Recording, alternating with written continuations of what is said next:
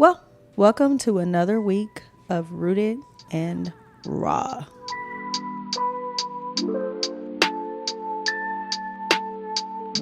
All right, ladies, how's it going? Good. Hey. Good. Well. Welcome back, Tamara. Yay. Hi. We missed you for 2 weeks. Sorry. It's okay.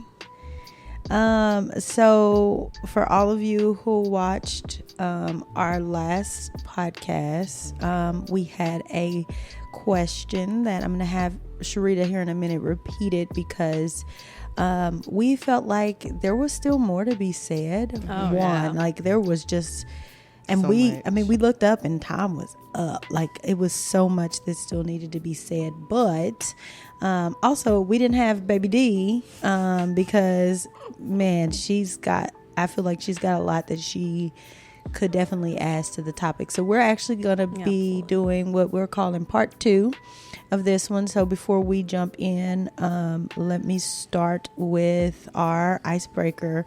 We're going to go ahead and do an icebreaker just because the topic is also kind of a heavy-ish one. So why not have some fun conversations? So the icebreaker topic for today, ladies, is what is one of your biggest pet peeves?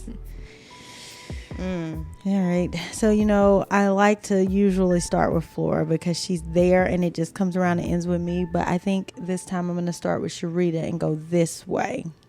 Oh my gosh. So for me, it's smacking. When you're eating, don't. Please chew with your mouth closed. Please close your mouth because the sound, the noise, and I don't want to see what you're eating. So just eat with your mouth closed. It's kind of so hard not to do that right now. That sound is I just, love you. ugh. Come on. My turn. Yeah, you up? So I was just told not too long ago that I am actually very aggressive. And I just live in a state of aggression because I have a lot of pet peeves. That's what Jaemi just told her when we was at the house after Bible study. Yeah. Because, that goes back to a couple weeks ago when I was talking about patience and I, on a daily basis, tell God to come get his kids. One thing that really sends me over the edge, and it's kind of like, I don't know, I care a lot. But if you speed through parking lots, there should be no reason as to why you got to get out of a parking lot that fast, at least on a regular basis. Like, you know what I'm saying? Yeah. Whether you speeding through a school parking lot, if you pick your kids up, there's kids walking around. You know what I'm saying?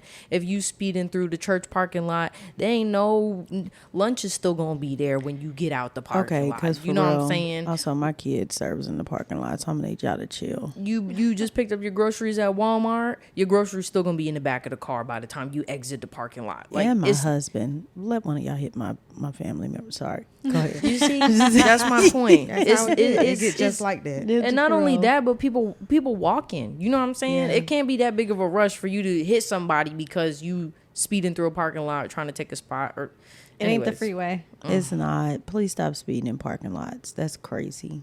That's just one of many. Well, that's a good one. Yeah. Thanks. Safety first. For me, I have a huge pet peeve of people not using their blinkers. Use your blinkers. You bought it. It comes with the car. Yeah. Please use your blinkers. Oh my gosh. It Just helps out and prevent crashes. Fayetteville, North as well. Carolina just does not believe in blinkers, bruh. It's everywhere.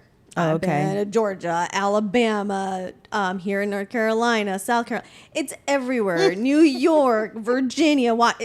Just use your blinker. Just use your blinker.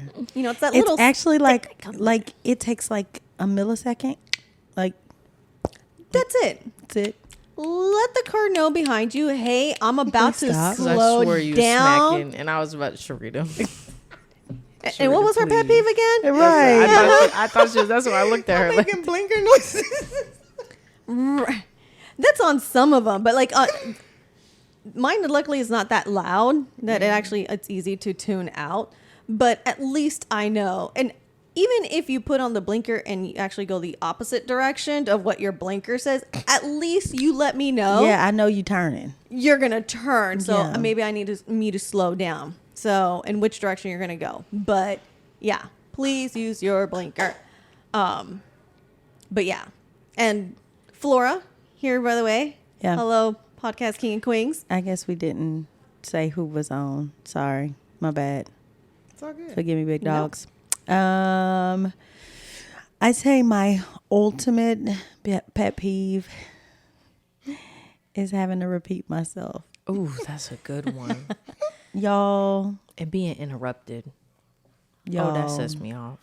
I can't stand having to repeat myself. That is a real quick way to have me crash out. Like, just thinking about it. Just like, Thinking about it, I'm like, and I wish I could say this just happens with my kids, but it don't.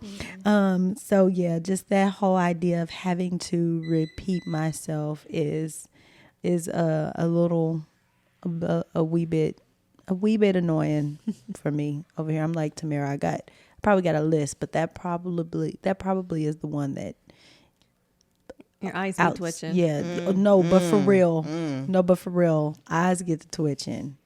Yeah.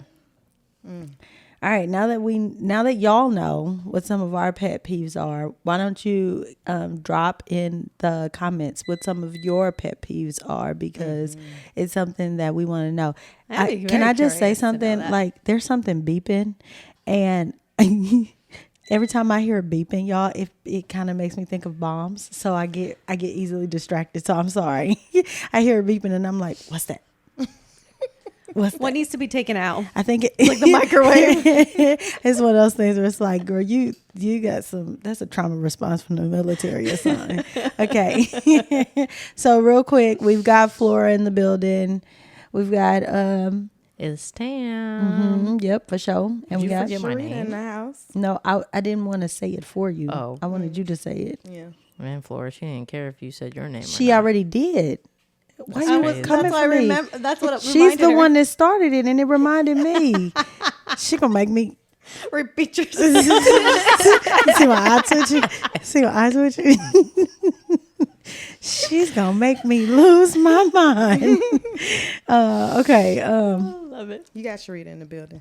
Yep, and of course it's D.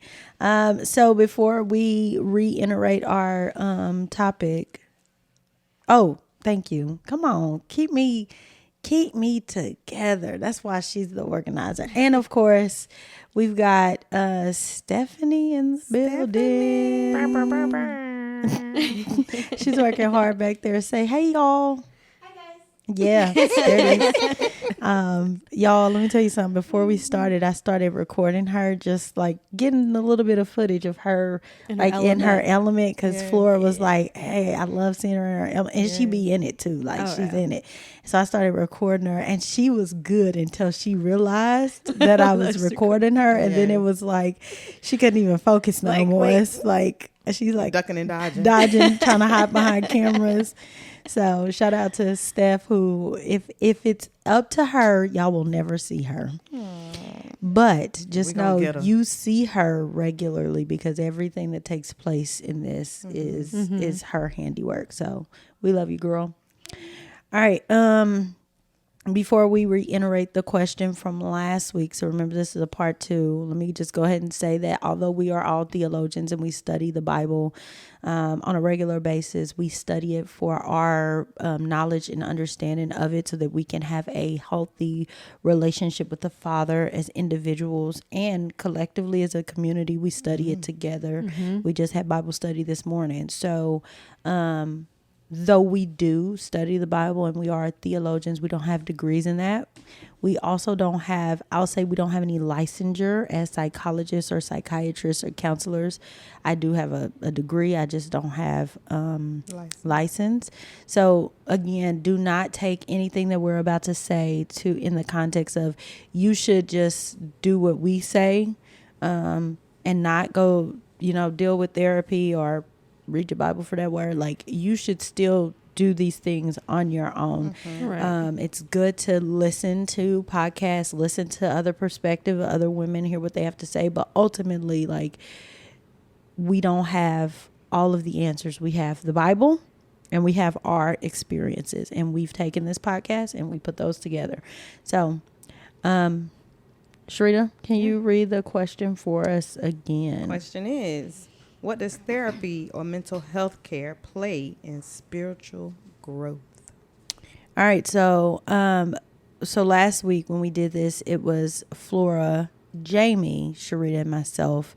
We have Tam here, and I think I want her to start us off. One, because she wasn't here last week. Two, because I know her journey in this personally. I think she has some really helpful Nuggets. she has some helpful nuggets of what this looks like, what it looked like for her as she walked the process out. Good So insight. yeah. So we're gonna start with you, Tamara. It's not that you're gonna have to talk the whole show by yourself, but we want to okay. start with you. You know I could. We know. We know. I think that's why I'm saying it. So you know that that's not the expectation, Yeah. because we are still here and we want to talk to you too. Man, my journey in this specific topic. So in the beginning, the word was with God. Shut up. That's an No. actual Bible verse. Right Yeah, there. So, but you know. no. On a more serious note, like genuinely, Dee is saying that she knows my journey with this personally, because when her and I first met, I had already been through therapy twice, and I absolutely did not like my therapist. That's the nicest way I could put it. My first one was really nice, but she tried to like kind of insert herself a little bit too much. And so sometimes it felt like our sessions were more about her than it was about me. And then my second therapist, just not every therapist is for you. And that's exactly how it felt. She didn't understand me. It felt like to me, for her, it felt like a job, in terms of I felt like a checklist that she was just going through. Gotcha. So by the time I met Dee, I was very I don't need therapy. I don't want therapy. I'm not doing it again. And my mom explained it to me as like, oh, it's kind of like dating. You got to date around to find the right one. And I'm like, well, that sounds terrible. I don't want to do that, because here I am pouring out my life and my, like I'm giving you the most personal, deepest parts of me. And like, it feels very uncomfortable to do that in the first place. So I don't want to keep having to do that with random people. And reliving it. Exactly. And not feeling like I'm getting the satisfaction of actually healing through these deep parts of me. And so Dee and I met, we started mentoring, and she was very much like, Tam, you need help. Like, you need professional help. You don't, gosh.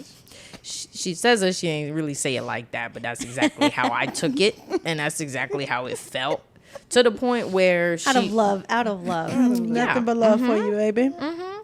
And so it was one of those that, like, to the point where she kind of blackmailed me, and if you want a meeting with me, then you need to show me that you set up an appointment with a therapist. Blackmail is crazy. That's exactly what it was. Almost spit my water out. That's exactly what it was. But at the same time, like, looking back on it now, I'm grateful that she did.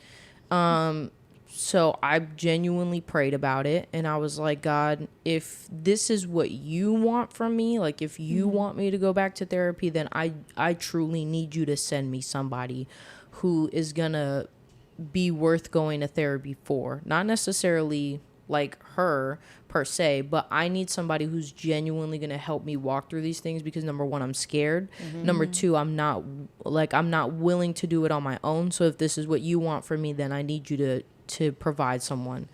And I will say, I know I've talked about her before, but I will say I absolutely adore my therapist. She has helped me walk through some of the toughest things that I've been through. She doesn't judge me. She's very open to listening, and her advice is very life-giving. Her and I do EMDR, which is kind of like rewiring your brain, taking the trauma that you've experienced and rewiring it, not necessarily to a positive, but in terms of like when those situations and things pop up, like it doesn't hurt me the way that it did before we went through it. And the way that it's helped me grow spiritually is it's allowed me to understand that what I went through doesn't define me. That even though I went through these things, like, God can still use it for good. And that at the same time, like, by me praying about it first, it showed that God genuinely did want me to go to therapy so I can heal the parts that for so long I have suppressed. So the way I express or explain my trauma is that I have this filing cabinet of files that we don't touch.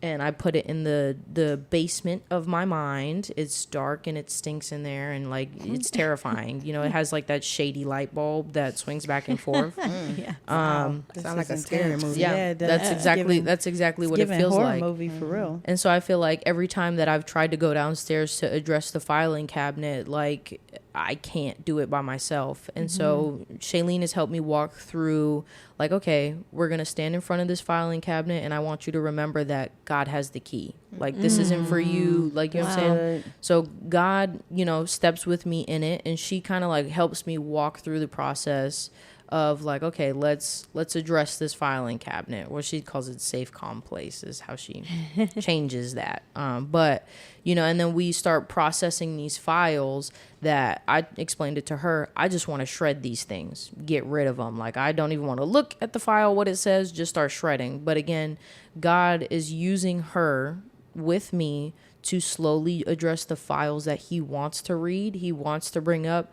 And then like, okay, well, this one specific file goes all the way back to your childhood, and this is why you have such a strong abandonment issues. This one little reason that you didn't even think of. And so one of Shailene's favorite things to tell me all the time is the past is in the present. You know, the past is in the present. So if I'm experiencing something today, it's probably because of something that happened long time ago. So let's find and address that and help you heal through that. So I say all that to say, if you are afraid of therapy, and if you think, I used to call it the dirty word. I couldn't even say it. So for real. But it's to the point where I'm very much like, my advice that I would give either my younger self in that time, or even someone who, again, is afraid of going to therapy, genuinely pray about it. God, is this what you want for me? And if it is, then I need your help in finding somebody who's going to be worth it. Who's actually genuinely going to help and heal me. And so, like I said before, like, now her and I have such a beautiful relationship that, you know, I'm excited to have our weekly meetings. Sometimes when she tells me she can't meet me for 2 weeks, I'm like, well, that's unacceptable. Like, you know, we're going to have a 2-for-1 meeting in 1 week or something. But 2-for-1 is crazy. Yeah. So Okay. I don't even know if I answered the question at all, but that's my did. experience. You Yeah, did. no, So, for sure. You Yeah. really did. I let me just say real quick, like, because she said I blackmailed her. She did. Is that not what blackmail is? So here's the thing. Me and Dee been mentoring for a long time. And so she knew how valuable our meetings were to me. And she was like, I'm not meeting with you again until you show me that you have an appointment for therapy. What is that? Blackmail. Okay. Encouragement. Let me encouragement. finish my statement. She says that I blackmailed her, and she would be correct. And the reason for that was not just me trying to be cruel, but I feel like it was one of those things. So it's not something where I'm like, okay, everybody force people to go to therapy. It may not be for everybody, but I'd been mentoring her long enough to know that there was some things that she had going on internally that our mentoring was not going to do nothing about. Like, we was just going to go round and round Wasting and round. time And y'all heard what my pet peeve is, right? repeating So my blackmailing was not in a hurtful or harmful way. She's right. I knew that she valued our time, and I valued our time. But I valued her getting the healthy things that she wanted to happen in her life even more. So I used the thing that I knew was important to her to get her to see how important it was to me. Because I think there was a point where she was just looking at it at this one tiny aspect of having to go to therapy, and that was a thing that I did and I didn't like. And I'm telling her, like, I care so much about you that I'm willing to literally step back until you realize how important this is, not just for you, not just for me. This is important to future you. Right. At this point, you about to take some stuff into a relationship. Yes. You about to take some stuff into parenting. You about to take some stuff into your ministry. And honestly, I felt like there was going to be a halt on her ministry if she didn't get that help. And she took me seriously. I'm grateful. And she did it and then came back to me. I mean, I'm not gonna lie. At first she was just like, I don't know. And I'm like, I hear you, but you gotta give it some time. And she did. And now she speaks so highly of her therapist. And for those of her who have known her for a while, we see the changes. So the question is basically saying, how does it play a role? I'm not saying that therapy is for everybody. I'm not. I'm saying that if there is at any way, shape, or form a moment where you think it could be for you, what's the harm in trying it? Right. Nor is she saying that to grow spiritually, you need therapy. That We're not saying that. So you can grow spiritually and not have ever been through therapy. But if you are going through something in your life, if you are experiencing something that is holding you back, that's tying you down, weighing you down, there's nothing wrong with therapy is what I'm saying. There's nothing wrong with seeking help, talking to someone. Like I said before in a previous podcast, lay across that couch. There's nothing wrong with it. And I would say, too, I think it's also important to know and recognize that you don't have to have been through something traumatic to need therapy. That's good. Yeah. True. That's good. So it's not like, oh, I don't need therapy because I'm not, I've never been through X, Y, and Z. Well, that's not the only thing that is used or needed for. Sometimes just having that safe space to vent, sometimes having that outside perspective from someone who is licensed, you know what I'm saying? And I will say that's the great thing that I genuinely love about Shailene is that not only does she tell me like, okay, from a clinical perspective, here's what I have for you, but she also is a Christ follower. So she'll very much say, okay, well, from a Christian perspective, here's X, Y, and Z. So yeah, it's not just because you've been through something deep and dark that you need, like, I would say, if I could, not necessarily that therapy isn't for everybody. I think it could be for everybody. Could be. Because it doesn't just have to be for those who've went through something traumatic. And that's the thing, like with my son. Not that I know if he's gone anything traumatic or haven't witnessed it, but and it's one of the reasons why he needs and he has a counselor right now to helping him out, because he's personally going through something, him being, a teenager, didn't want to talk to anybody. And that's one of the things, you can't be holding things in. Something is up, but you don't want to express or don't even know how to express. Yeah. I've tried myself. I've tried, hey, talk to so-and-so, talk to your dad, maybe, another male figure. But he didn't want to talk to anybody. So therefore, there was no way for us to be able to help him going through whatever it is that he was going through. And he has spoken to one counselor who wasn't a big fan, kind of going back to what you were saying, you gotta have to find the right fit. And the person he's speaking to now, he absolutely loves her. Good. Yeah. Loves her. She's animated. She's real. She hears me. So for him just to say that she hears me, great. And it's and now he's not only speaking to her, but he's now more open and speaking with his dad, which before he was like shut down, like, nah, dad being military, dad, nope, don't want to say anything, nope, he's gonna come all military. No, he's not. Like, he's still your dad. Like, he took that drill hat off, but now he's more open. And last time they spoke, like, he actually cried, and to see my son cry just for him having a conversation, it's like, wow, that was empowering just to see him how much he had opened up.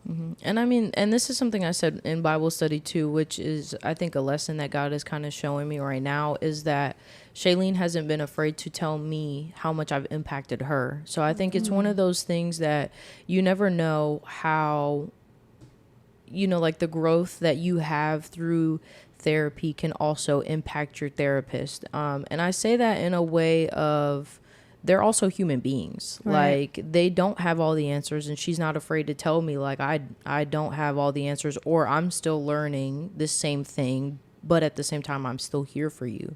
And so she's been open with me about, like, Tamara, I just want you to know that, like, your faith and your growth, because I mean, I've been talking to her almost as long as I've known you guys. You know, it wasn't short after I met Dee that I started talking with her. And so she hasn't, like, shied away from, like, hey, from where you started to where you are now, like, your faith has helped me to grow as a Christian, and you push me to want to do better and things like that. So I think even that encouragement of, you never necessarily know how, you know, your growth affects other people, especially your therapist who's also growing and learning as a person themselves. Yeah, it's funny. I know some couples who are in couples therapy. And I remember them telling, like, yeah, no, we're good. We're healthy. We don't have anything going on. Okay, well, why do you go to couples therapy? Well, because we want to continue to work on our marriage. We wanted to grow. We wanted to get better. We don't, just because it's good doesn't mean that there won't be things to come up. So maybe, just maybe, I'm going to therapy because I want to be able to prepare myself for other things that could come. And so for them, they're in couples therapy because they're like, not because we got anything major going on right now, but it's because, well, I just want to make sure that when the major things come up, we know how to handle it. And the couples therapy has helped us, especially when it's a biblical a couples therapy. So I think that I definitely think that there's room. I agree with Tamara when she says therapy can be for everybody. Just like I will tell anybody, Manna University could be good for anybody. Shameless plug. Oh, yeah. I can do that. But like, it can be for anybody. I'm not saying that everybody has to do it, but it can be for anybody because it just depends. I was listening to Craig Rochelle. Shout out to Craig Rochelle. One day he's gonna shout me out because I shout him out. Okay. I was listening to him and he was talking about the counseling that he may not be doing it now, but when I was watching his podcast, he was talking about the counseling that he was doing, and it wasn't based off of a traumatic situation like you were saying. He was saying that he needed some help with something else. I can't remember what it was, but it was very much one of those things where it's like, this is something that I'm struggling with. I think it was like control or something like that, like wanting to be in control, and how that was affecting his affecting the Life Church. And so he was going to this counselor, and they were helping him work through the issues in control and how to know when to control, when not to control, and things like that. So there's just so many pieces, I think, to this that is bigger than just, ooh, I got trauma, so I need a counselor, or ooh, my marriage is in shambles, so I need a counselor, or ooh, like life be lifing. Life. And sometimes it catches you at the unexpected times. Like this last week, I think I very much said, like, I just had mentoring with Dee, and I want to say, if not the same day, then like the very next day I had therapy, and I was like, I honestly don't even know what to talk to her about. And so we just took the entire time yapping, you know what I'm saying? And so she even told me that there's times where she has, you know, people that kind of like want to cancel their appointment because they don't want to talk to her, and she's like, hey, look, we don't have to talk about anything. And so she was explaining how, you know, they talked about like a meal, like they were talking about some kind of food or whatever, and it made her client feel better that day, you know, just not having to worry about the life things, but to sit there and talk. So again, it's very much one of those, like, your therapists are people too. There's been times, which Shailene, I know you watching, and the fact that you left She moved to Florida. It's not her fault. Her husband PCS, but the fact that you left, I miss you. Aww. Okay. And there was one time that I came in. Shout out to Shailene. Yeah. There was one time I came into our session and I was very heavy. Like, I didn't even want to really talk because it just felt so heavy. And by the end of our, I had cried the whole time. And so by the end of our session, she just looked at me and was like, "Can I give you a hug?" And it's one of those that, like, even that really meant a lot to me because it's not like sometimes I need that. And she's told me now recently, like, "Tam, it just seems like you just need somebody to be sympathetic and empathetic, and like, I'm very sorry that I'm not there, but you can tell that you need a hug right now." And so I feel like it's little things like that. Are those the times when you come to my office and be like, "Can you give me a hug?" But then you be like, "What's wrong with you?" Not what's wrong with you. Yes, she does. Let me tell you what. She It's just funny. come in my It's- hug and in my office and be like, I'm working. She be like, "I just need a hug." What happened? Like, what is it? She's like, "Nothing. I just need a hug, girl." And I got tears in my eyes. I don't want to talk about it. I just need a hug. But that's where it comes, where like finding that right therapist and stuff to work for you, because I've even heard, or I don't know if Jaemi had mentioned it, there's therapists where it's even with working with animals, the horse and the petting zoo, and just being talked about it, and it's depending on what it is that you need, or at what level that good. you Levels need to this thing. Yeah. because there's times where, like you said, like I just need to talk, I just need to vent, I go to you guys, like that is my therapy. Yeah. Or sometimes, which is extremely rare, but like all I need is just like a bubble bath. I just need to chill, Yeah. nothing, no worrying about anything. Like I just need 30 minutes, just absolutely nothing. Or therapy can be exercising. Yeah. Yeah. Or listening to music. Yeah. Therapy can look differently For for everybody. everyone, and but also even for that same individual, whatever it is that they're needing. Yeah. Yeah, I That's was good. just sitting here thinking self-care is therapy. Yeah. Yeah. There's this spa session where they have a bathtub, candles all around the room, get a glass of wine, charcuterie board, and you're just sitting there relaxed. Where is that? What? Where is Shout that? out to the Cave. Oh. It's here in Where's Fayetteville. that? Right on In Hope Fayetteville, Mills North Road. Carolina. It's right on Hope Mills Road. Huh. So when we doing that? I'm trying to. Right. I'm trying Listen. to tell you, cause bruh, that sounds amazing. And you're in a room. They got the soft music playing, aromatherapy smells, and you just sit in the bubble bath. Okay. Write that down. Because Write I think I feel like her assistant for a second there. Put that on a piece of paper. Yes. I think there's something to what Flora is saying here, because also I think we talk about therapy and we talk about a license, but there is other forms of therapy. There's mentoring. I think everybody can, now for real, everybody should have a mentor. There especially, let me caveat, as a Christian, in Acts 2, they call it the Acts 2 woman, because they talk about how as Christian women, we are to be pouring into the younger generation, right? Which gets my heart so excited. That is something that I think every Christian man and every Christian woman, and I don't really care where you are in your walk. I mean, I know that our lead pastor of our church talks about he still has a mentor, and he's been walking this thing out for a minute. The president of Man University has people that he goes to as a mentor. Like it's literally, I don't care who you are and how long you've been at this game, there is space for mentorship no matter where you are. Whether that mentorship is, well, it should be, and it should be both ways, right? It should be you being poured into and then you being pouring out. See, a lot of times what happens is we go and we pour out. This is where I feel like Flora lived her life a lot of times. We pour out and we pour. Yeah, I threw her under the bus because she takes care of everybody else. She She takes finna care of blackmail everybody. Finna black is coming. She takes care of everybody else. So it's one of those things where you pouring out, and it gets your cup gets empty. And you still trying to pour out of an empty cup. Where does that leave us? Tell me what happens when you drive your car and then the gas goes out and you still trying to drive. What happens? You shut down. That is what happens when we are out here and we trying to pour into people and pour into people and pour into people, and we got nobody who is pouring into us.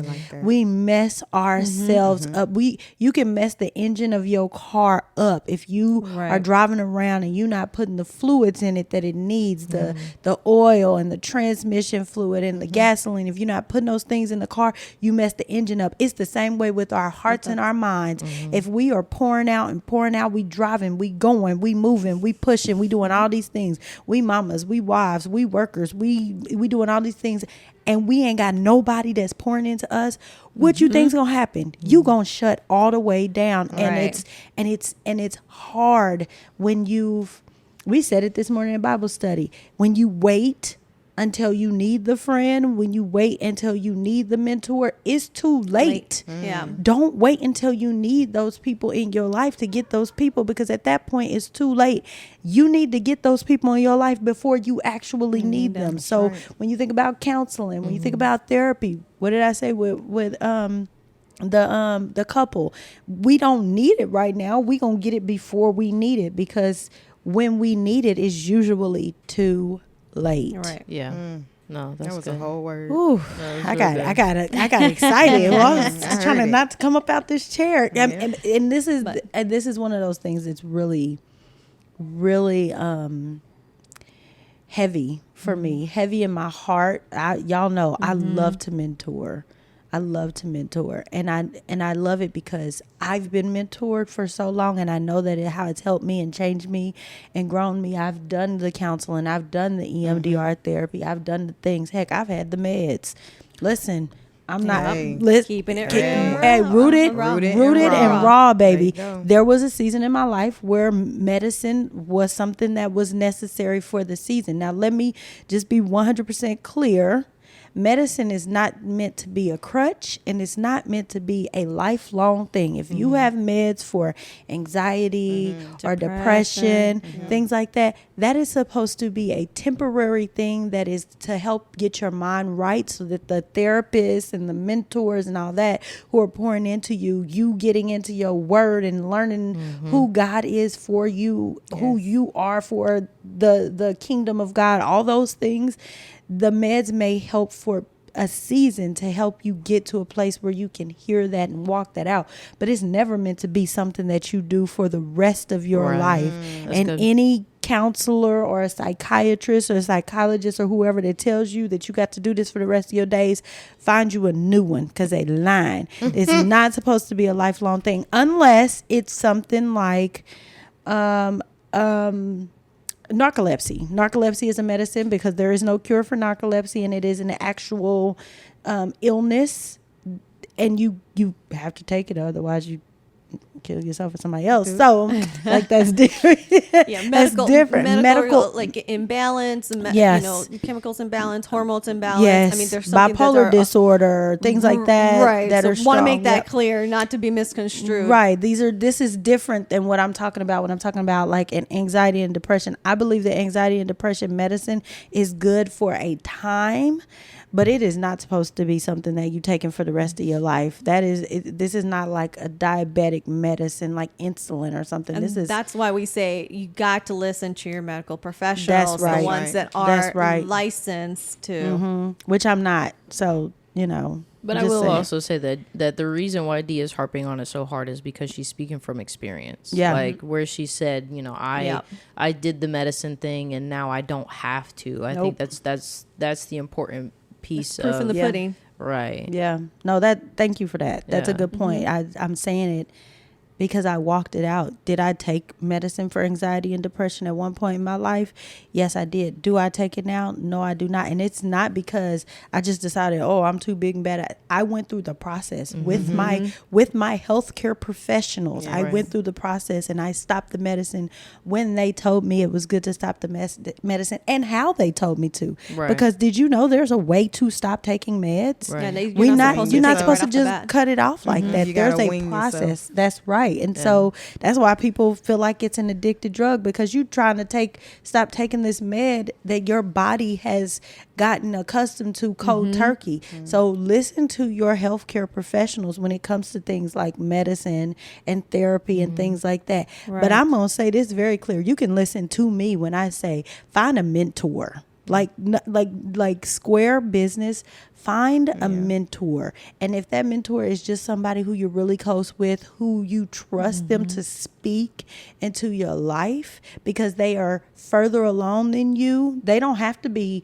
20 years further in the game. They can be 2 years further in the game. If they further along than you, then they got a little bit more experience than you do. Find yourself a mentor. You should be being poured into by somebody on somewhat of a regular basis, because otherwise you will find yourself drained, because you don't have anything coming in, but you got everything coming out. I'm serious about this one right here. And I'd like to side note on that, make sure that the person that is pouring into you is being poured into them from up here. You don't need people that's pouring into you that don't have an alignment with the Father, because you're going to be getting some wrong information. Not That's all good. the time, but most of the time. I'm about to say most of the time, Yeah. That's good. So, That's good. And I think about, like, even the person who's pouring into you, where are they being poured from? Right. Do they read their word? Right. Are they spending time with God? Right. Is the person who pouring into them, if they're getting a mentor, because I get mentored by someone and yet I mentor her. So but the person who's mentoring me is somebody who I know is spending regular time with God, and they're worshiping and they're walking this life out, and I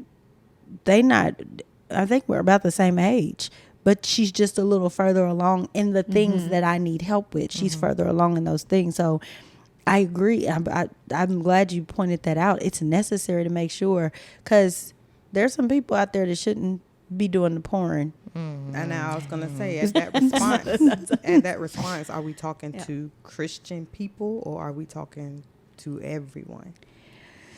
yes.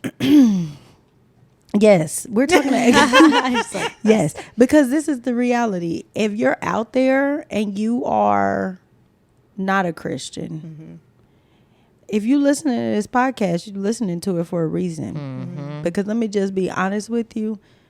Everything about this podcast is Christian. We are Christian women before we are anything else. As a matter of fact, we are Christian before we women. Like, period.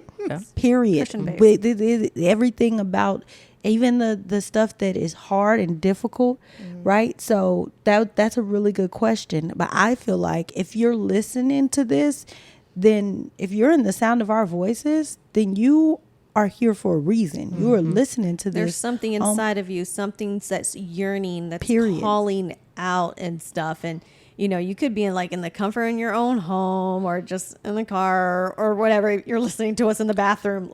Let's keep it real and stuff. And it's just yearning. So yeah, why not? Not only that, but if you've made it 43 minutes into this podcast, I'm trying to tell you, for real. Dang, it's 43 minutes. if y'all, you made it 43 shout out to minutes deep Steve into this podcast, that means you stayed for a reason. Yeah. So there's because I was about to say, Mm-hmm. maybe you a guy out there and you saw Flora and was like, dang, I'm gonna watch this just because she's pretty. You know what I'm saying? Like, maybe you. I'm keeping it rooted and raw right here. Yeah, look. But you 43 minutes in, for a reason. you here for a reason. So What does that say about you? Shout out, Yeah, Shailene. just- Look, Shailene asked me that almost every. And so, what does that say about you? Have you ever been sharing something before that's kind of deep and personal, and you know what I'm saying? And the response from your person that you're talking to is, and so, what does that say about you? About you. You know how quick it will stump you because you sitting there like, Like, and if this is you, like, put it in the comments. No, like, for real. if there's something, if you have a question or you have a yearning or don't know which route to go to, but this is calling, please go ahead, you know, put it in the comments, you know, send some private message, like something. Like, we want to hear from you. We want to help you out. Like, this is the whole, you know, reason we're here and stuff, is that if there is anything out there, you know, that, you know, you're not alone. You're not alone. That's good. There it is. Definitely not alone. And sometimes, you know, we can feel embarrassed. We can feel ashamed. And we just don't know because of everything that's going on, all the noise that's going on around us. Look, we're here. Right. Hashtag you're not alone. I want to make a shirt to say hashtag you are not alone, because I think that's okay. All right. Well, so here we are. We are 44 minutes in, and we need to do. Y'all are ridiculous. So we're gonna do our. I think I'm comfortable with this being part 2 being good. Absolutely. We're good. I think we hit it. All right, so let's do our speed round real quick. Any last minute words to our listeners and viewers? Well, kind of like what I said, you're not alone, but definitely do not give up. Like, reach out to someone, reach out, you know. It does take, you know, for you to just try again. You heard it from Tam, you heard it from me with my son, you know, just finding that perfect fit. But it's important to walk through it, but not walk through it alone. So do not give up. You're definitely not alone. That's good. For me, I would say don't be afraid to cut the bad ones off. I don't say that in a funny negative way. I really mean it in, you know, I like the way that Dee put it. I love you, Mom, but I like the way that Dee put it and not how my mom put it, because the whole dating thing really turned me off to the idea of therapy.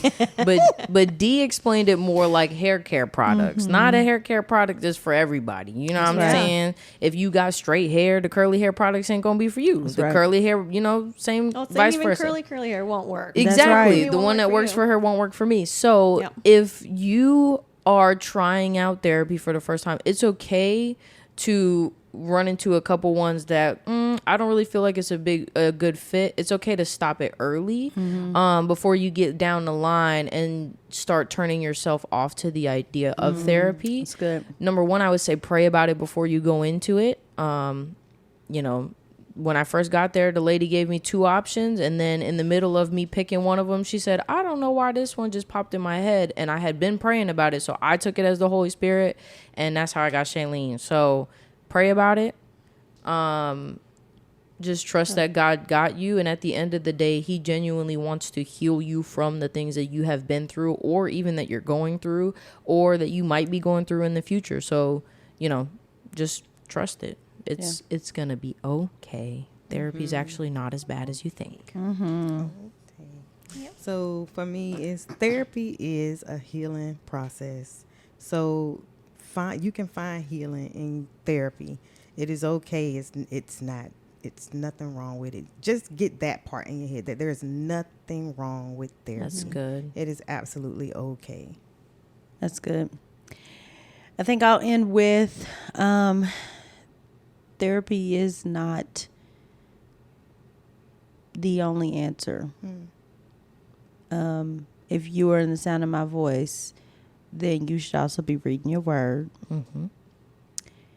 You should also be in the context of community. So find you a church home, a church community, a small group, something. Because even going through therapy, you may need some support as you're going through that process. So I'm pro therapy. I'm here for it, but it is not to take the place of your relationship with God. That is where I want to end this. Is that as great as therapy is, it is not a replacement for your one-on-one relationship with the Father. This was good. Thank you. I'm so grateful we did a part 2, because I really think Tamara had a lot to bring to the table. All right, so thanks for joining us. You know, we say subscribe wherever you enjoy this content. We are on YouTube, we are on Apple Podcasts, we are on Spotify. Some of those places you can watch, some of those places you can just listen, but we are there. We also have a TikTok. Rooted and Raw podcast. And we have an Instagram. Rooted and Raw 25. Yep, that. It's here, but by the time I read it and find it, she could have said it. So, so remember, drop comments, ask questions. We'd love to maybe answer some questions live on our podcast as we're recording. So I said live and then said recording. That's like an oxymoron, but y'all know what I meant. So yeah, until next time, stay rooted, Stay raw. stay raw.